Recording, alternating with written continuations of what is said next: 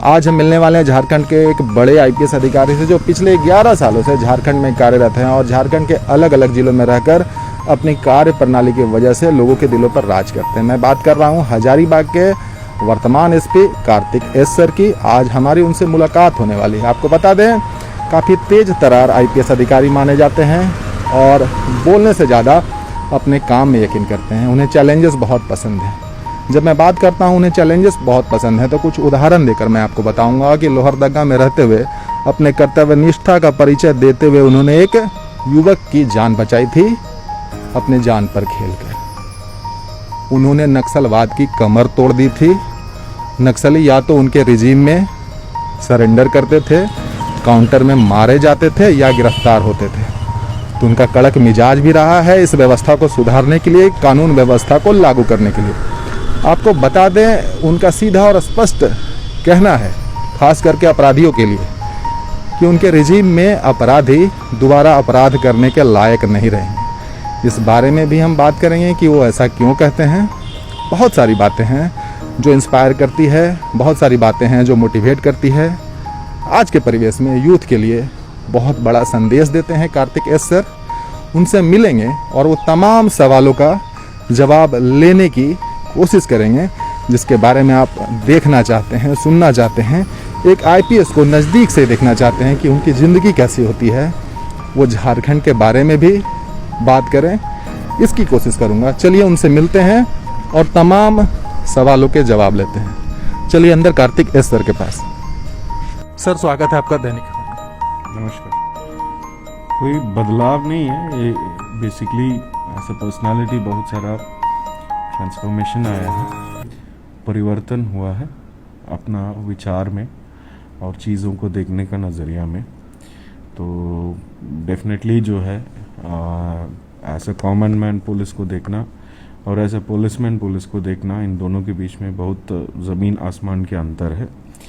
अभी अंदर से जो है नॉर्मल एक पुलिसमैन की क्या प्रॉब्लम्स होती है उसको भी हम लोग समझ रहे हैं और उसमें भी जो है जो गलत करने वाले हैं तो उन लोगों को कैसे हम लोग सुधार के हम लोग मेन स्ट्रीम में ला सकते हैं, तो उस प्रक्रिया में भी हम लोग काम करते हैं। आपको बता दूं, आईपीएस की भूमिका जो होती है हमारे समाज में बहुत बड़ी होती है। ये मैं इसलिए बोल रहा हूं कि जब कभी भी आपने आईपीएस की बात सुनी होगी, आप रुक जाते होंगे, आप ठहर जाते होंगे, आप थोड़े से समझने की कोशिश करते होंगे, जानने की कोशिश करते होंगे। ये इसलिए कि हमने ये परिवेश देखा है, ये माहौल देखा है। हमारे घरों में आईपीएस की बात होती है। एक्चुअली छोटा उम्र से, बचपन से ही हमको ब्यूरोक्रेट बनना एक सपना था, but I don't know what was the reason for it and I have been pursuing my dream. और कॉलेज कंप्लीट किया और कॉलेज का प्री फाइनल ईयर से ही मेरी तैयारी शुरू हुई थी। बट उसके बाद कॉलेज के बाद आई स्ट्रगल्ड फॉर 10 years एंड मेरा 7th अटेम्प्ट में qualified and I got into IPS Jharkhand का। मैं आपको बता दूं सर, 2010 के आईपीएस बैच के अधिकारी हैं और अपने कार्यकाल में इन्होंने बड़ी बड़ी उपलब्धियां हासिल की है। कुछ बातों को मैं बता दूं आपको, सर के पास वक्त नहीं है और इसका भी ख्याल हमें रखना है। तो कुछ जो बड़ी बातें हैं मैं सर से पूछना चाहूँगा। वो सर, वो 450 रुपये के चालान की बहुत चर्चा होती है जब भी आपकी बात होती है। वो 450 रुपये के चालान, उसके बारे में बताएंगे सर? उस समय जब हम ट्रैफिक एसपी में थे, हम लोगों का एक जन चेतना आंदोलन चल रही थी यातायात नियमों को लेकर के, जिसमें सभी पब्लिक भी उसमें एक पार्ट थे। तो उस आंदोलन के साथ साथ जो है हम लोगों का एक बहुत बड़ा ड्राइव चली थी जिसमें जनता के बीच में एक सिविक सेंस लाने के लिए और मोटर वाहन अधिनियम का हर एक रूल को फॉलो कराने के लिए, जिसमें एक इम्पॉर्टेंट नियम है जो रांची में जाएंगे तो आपको देखने को मिलेगा कि मोटरसाइकिल्स में सामने नंबर प्लेट जिस विवरण के साथ है तो उस विवरण के साथ जो लगा हुआ नहीं रहता है, तो उस संबंध में। तो इसी बीच में जो है अपना क्रिकेटर धोनी का एक अलग से एक फोटोग्राफ आया था जिसमें उनका नंबर प्लेट जो है वो सही ढंग से जो नियम है तो उस नियम के अनुसार नहीं लगाया हुआ था। तो और उस फोटो के आधार पर जो है उनको फाइन हुआ है। and he also happily paid it. आप ये बात सुन रहे थे महेंद्र सिंह धोनी के बारे में, पूर्व कप्तान जिन्होंने अंतर्राष्ट्रीय क्रिकेट से संन्यास लिया है। आपने अभी तक इसे लिखा हुआ देखा होगा, पढ़ा होगा, लेकिन सर की ये बात है, सर खुद ये बात बता रहे हैं, तो इस बात पे मुहर लग जाती है। एक तारीख के बारे में मैं चर्चा करूंगा सर। ये तारीख है साल 2016, 17 अप्रैल, लोहरदगा की घटना है, जहां आपने जान पर खेल कर आग में कूदकर एक व्यक्ति की जान बचाई थी। अगर आपको याद हो तो सर अपने दर्शकों को कुछ थोड़ा बताएंगे। वो एक गांव है जिसमें एक पर्टिकुलर कम्युनिटी का या ट्राइबल कम्युनिटी का एक पर्टिकुलर परिवार के लोग संपन्न हुए थे। उस संपन्न परिवार को लेकर के जो है उस गांव में एक इन जनरल एक अफवाह फैलाया गया है कि वो मुर कटवा के अपना कुछ रिचुअल्स कराता है, जिसके चलते उसके पास संपन्न ज़्यादा होता है। देने की बात, तो बच्चों का किडनैप करके उनको मुर कटवा के करता है करके। सो इनफैक्ट उस घर का जो बूढ़ा है, जो ओल्ड मैन है, तो उनको सब लोग मुर कटवा ही बोलता था। बट किसी के पास कोई एविडेंस नहीं था या किसके बच्चा को ऐसे करता है, ऐसे कुछ नहीं था। बट ये हवा में ऐसे फैला करके एक दिन रात में कुछ लोगों के माध्यम से डुबडुबी बजा करके कंप्लीट गांव अराउंड 2000 के करीब सब लोग मिलजुल के जो उनका घर पे घेर के उनके घर में आग लगा दिया था। तो हम लोगों को जैसे सूचना मिली, वो डीप इनसाइड जंगल था, कैरो तना का मामला था। जैसे सूचना मिली तो हम लोग सब जगह से फोर्स इकट्ठा करते हुए हम लोग पहुँचे उधर। तो we were one of the first to reach there. तो हम लोगों के पास कम स्ट्रेंथ था और बाकी लोग जो है उस जगह को खोजने में थोड़ा सा टाइम लग गया और उसी में आ रहे थे। इनफैक्ट मेरा ओसी भी अंदर उस जल रहा था वो घर, तो उसके अंदर ओसी भी फंस गया था। उनको भी उधर लॉक करके बाहर जो है पत्ता इकट्ठा कर रहे थे। तो हम लोग जब गए तो हम लोग जो है चिल्लाते हुए गए, तो एक माहौल बन गया कि बड़ी मात्रा में फोर्स आ गया बोल के। फिर उसके बाद हम लोग पहले थानेदार और उनके साथ का पार्टीज़ को रेस्क्यू किए। रेस्क्यू करने के बाद अंदर जो है जहाँ से आग स्टार्ट हुआ था उस कमरे में एक आदमी बंद पड़ा हुआ था और उसको जाके हम लोग उसको रेस्क्यू कराते हुए बाहर ले गए थे हॉस्पिटल। तो हॉस्पिटल लेके ही जा रहे थे, तब तक जितना वेड ऑफ हुआ वो सारा क्राउड आकर के पथराव शुरू कर दिया। हम लोगों को रेस्क्यू करने में उपद्रव मचा रहा था। Somehow we manage the situation. तब तक मेरा बाकी फोर्सेस भी आ गया और उस आदमी का जान बची। बट उस घटना में हम लोगों को जाने के पहले ही जो है 3 लोगों का मौत हो चुकी थी उधर, जो हम लोगों को बाद में घर को डाउस करते करते पता चला।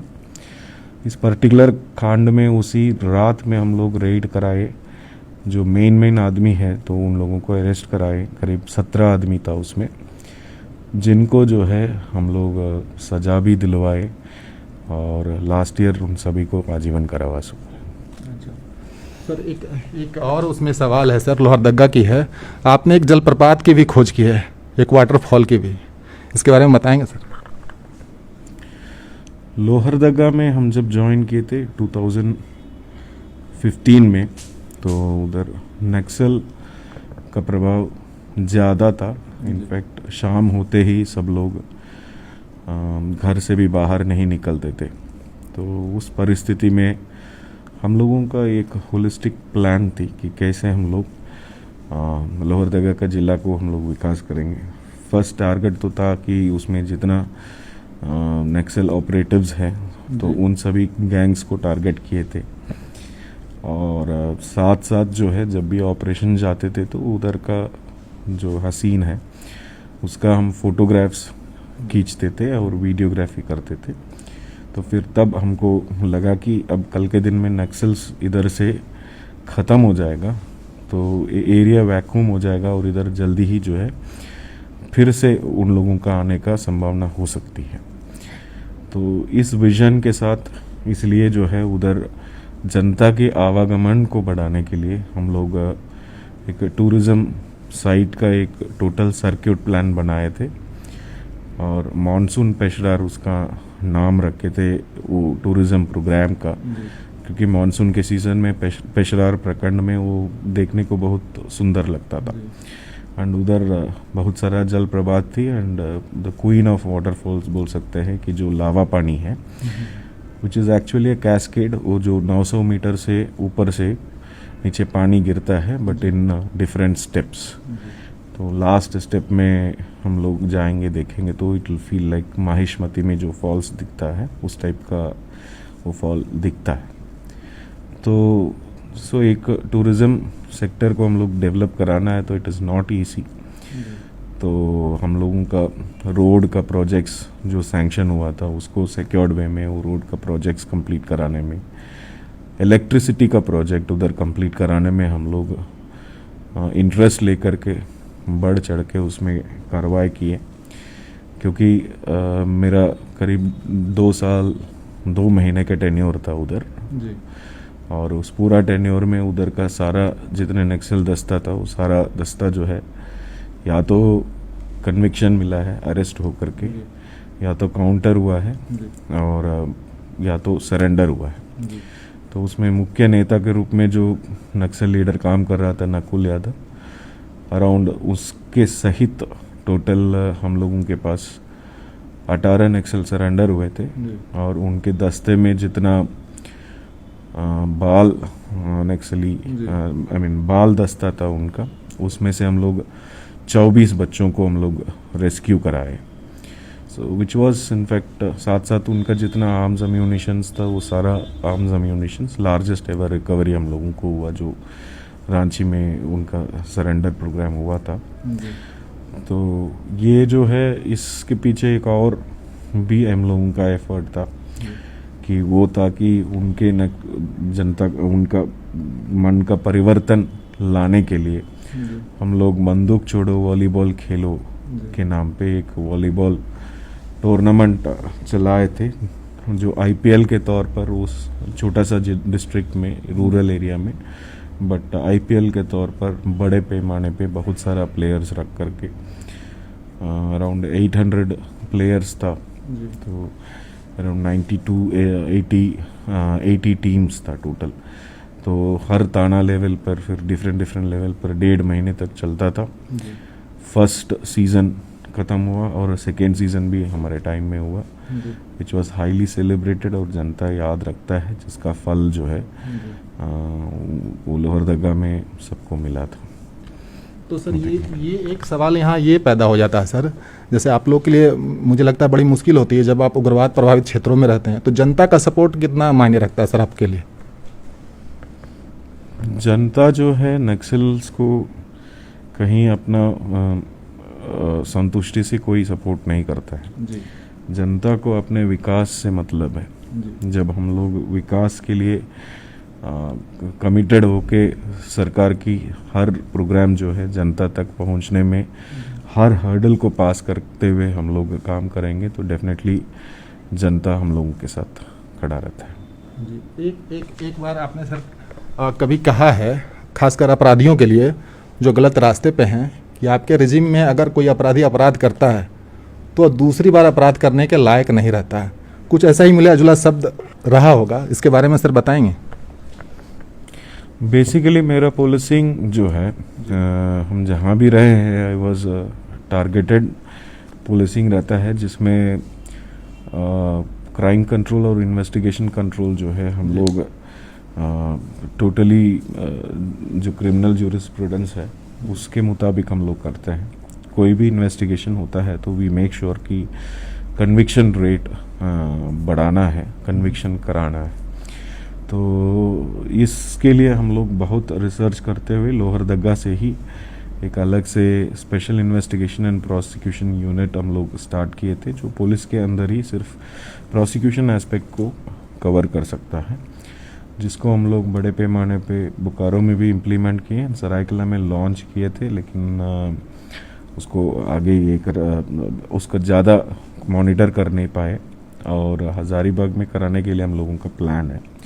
बट जो लोहरदगा का सक्सेस है उसको देखते हुए तो then DG and then senior formations they have appreciated it and उसके लिए उसको जो है पूरा राज्य में इम्प्लीमेंट कराने के लिए सबको गाइडलाइंस जारी किए हैं, जिसको देख करके हर जगह जो है उसी हिसाब से करते हैं। तो बेसिकली एक बार अगर कोई क्राइम करता है तो डेफिनेटली आई मेक श्योर कि उनको सज़ा मिले, क्योंकि क्रिमिनल्स का मन का परिवर्तन के लिए एक ही चीज़ हम जानते हैं कि उसको जब पता चलेगा कि एक कानून है और उस कानून को तोड़ने से उसमें जो प्रावधान है वो ज़रूर इम्प्लीमेंट होगा। ये अगर उनको हो जाता है तो डेफिनेटली उसका कानून को तोड़ने में डर आ जाता है। तो हम मैक्सिमम जो है हम लोगों के समझ से जो क्रिमिनल जूरिस्प्रूडेंस को समझ रहे हैं तो उसी के हिसाब से हर एंगल में हम लोग प्रयासरत रहते हैं कि अब जो भी क्राइम किया है तो उनको सही सज़ा हो। तो इसलिए इन्वेस्टिगेशन का क्वालिटी इम्प्रूव करते हैं एंड प्रोसिक्यूशन को क्लोजली मॉनिटर करते हैं। ये सवाल इसलिए भी था कि मैं आपको बताऊं सर, शायद आप भूल गए होंगे, अभी भी 22 लोगों को जो जमशेदपुर में 70 लाख की जो वो लॉकर चोरी की घटना हुई थी उनको जमानत अभी तक नहीं मिला है, अगर आपको याद हो तो सर। बोकारो में हुआ था, बोकारो। अच्छा, बोकारो की घटना है सर। एक सवाल यह रहेगा कि सर झारखंड में आपके 10 से 11 साल हो गए, तो इस झारखंड से आपने क्या पाया है सर? झारखंड से बहुत चीज़ पाए हैं हम लोग। फर्स्ट ऑफ ऑल एक कंड्यूसिव वर्क एनवायरनमेंट, अच्छा जनता है, सबके साथ सरल रूप से हम लोग दोस्त बन सकते हैं इधर। एनवायरनमेंट वाइज हाईली पोल्यूटेड नहीं है, मतलब बड़ी अच्छा है हम लोगों के लिए। और इतना वास्ट एक्सपीरियंस हमारा नौकरी में मिला है कि which has made me evolve over a period of time. चाहे वो जमशेदपुर हो, घाटशिला हो, लोहरदगा, रांची, बोकारो, सरायकला, Hazaribagh, so every place is really good. तो झारखंड हमको अच्छा लगता है। सर इतने बिजी शेड्यूल से क्या अपने पर्सनल टाइम के लिए, पर्सनल चीज़ों के लिए समय आप निकाल पाते हैं क्या सर? बड़ा मुश्किल होता होगा। डेफिनेटली वो नेचर ऑफ जॉब ही वही है, but not always, we can always find time. Sir खाली समय में आपको क्या पसंद है, अगर बताना चाहें आप तो सर? रीडिंग बुक्स और listening to musics, watching movies. तो हिंदी मूवी आप देखते हैं, क्योंकि आपने एमए में हिंदी से एमए भी कर लिया है आपने, जहाँ तक मुझे पता है। नहीं, वो गलत, हिंदी में मैं नहीं किया हूँ। रांची से एक खबर मैंने देखा था कहीं, तो वो सर उसकी पुष्टि आप नहीं कर रहे हैं? नहीं, वो एक्चुअली दक्षिण भारत हिंदी प्रचार सभा रहता है हम लोगों का स्टेट में, तो उसका एग्जाम्स क्लियर किया हूँ। अच्छा। It is considered as equivalent to UG, जिससे डायरेक्टली एमए हम लोग कर सकते हैं। दैट डजंट मीन कि I have done anything, but that was long ago. Movies तो हर लैंग्वेज का देखता हूँ, जो भी पसंद है तो आजकल। एक अंतिम सवाल रहेगा, जैसा कि मैंने आपको बताया सर के पास वक्त की बहुत कमी है। सर सवाल ये रहेगा कि सालों साल से यह समस्या रही है पुलिसिंग की और जनता के बीच में जो एक गैप रहा है, और जिन बातों की रही हो वो संवाद की रही हो या फिर कंफर्ट लेवल की रही हो, तो उस बारे में आप क्या सोचते हैं सर, कैसे वो दूर किया जा सकता है? देखिए, ऐसा पुलिसमैन जो है, हम लोग सीनियर ऑफिसर जितना मैच्योरली जो भी जनताएं आते हैं तो उन लोगों से हम लोग बात करते हैं, उस तरह से हम लोग थाना में जो पोस्टेड है तो उन लोगों से उसी मैच्योरिटी के साथ हैंडल करना थोड़ा सा मुश्किल तो रहता ही है। एंड डेफिनेटली जनता और पुलिस के बीच में गैप्स है, और हम लोग हमेशा ये कोशिश में रहते हैं कि उस गैप्स को प्लग इन करें। वो प्लग इन तब होगी कि जब कन्विक्शन रेट्स बढ़ती है, तब होती है। जब पुलिस की व्यवहार सुधर जाती है तो तब रहती है, और गलत के साथ ना रह करके हमेशा जब सही होता है तो तब वो गैप्स जो है ये होता है। But police as such can be easily misunderstood, कि अगर किसी का काम कोई अगर चाहता है कि ए काम हो बट वो गलत है और उस काम को नहीं कर पाता है, तो डेफिनेटली पुलिस जो है वो डार्क शेड्स में आ जाता है। या शक के घेरे में आ जाते हैं। वो इसलिए पुलिस की काम करने में हम लोगों को ज़्यादा ही डेलिकेटली करना पड़ता है, क्योंकि इट इज़ नॉट अबाउट हम लोग जितना सही है या सही काम कर रहे हैं, उससे ज़्यादा इम्पोर्टेंट है बाकी लोगों को लगना भी चाहिए कि हम जो कर रहे हैं वो सही काम है। तो मेरा एक इनिशिएटिव है हेलो पुलिस, जो हर ज़िला में हम लोग इम्प्लीमेंट किए थे, जिसमें थाना कोई भी जाता है तो उनको सर्विस डिलीवरी मैकेनिज़्म के मुताबिक जो है उसको कैसे एप्लीकेशन को एंटरटेन करके 7 दिन के अंदर कैसे डिस्पोज करता है। फिर कंट्रोल रूम से जो थाना गए उनको कॉल्स जाएगी कि what was your feedback about the presentation of थाना एंड देयर वर्क। तो ये हम लोग हज़ारीबाग में इम्प्रूव करने के बाद इंट्रोड्यूस करने के बाद इसमें बहुत हद तक का इम्प्रूवमेंट देखने को मिला है। एंड नीचे वाला सबऑर्डिनेट ऑफिसर्स को भी ये दिमाग में रहता है कि नहीं, we are always under watch, so definitely हम लोग भी ये कर सकते हैं। और उनको भी धीरे धीरे वो बिहेवियरल चेंजेस हम लोग ला रहे हैं। तो पुलिसिंग में क्या सर बिहेवियरल चेंजेस के लिए ट्रेनिंग प्रोग्राम की ज़रूरत पड़ेगी कभी? डेफिनेटली पड़ेगी, क्योंकि आई ऑलवेज इंसिस्ट कि जितना हम लोग बार बार कोई चीज़ बताते रहेंगे या ब्रीफ करते रहेंगे तो डेफिनेटली वो चीज़ जो है परकोलेट हो जाती है। एंड इस पर हमेशा मेरा एम्फोसिस रहा है, तो हमेशा मेरा क्राइम मीटिंग्स में और एक्सक्लूसिव ट्रेनिंग्स में हम लोग इसके लिए अलग से हम लोग सबको मोटिवेट कराते रहते हैं। बहुत धन्यवाद सर, आपने हमें समय दिया। फिर से मैं कार्तिकेय सर का बहुत बहुत शुक्रिया करूंगा कि मुझे मौका दिया इंटरव्यू लेने का, और उम्मीद करता हूं कि आपका भी दिन बहुत अच्छा गया होगा। मिलेंगे फिर। धन्यवाद सर आपका फिर से।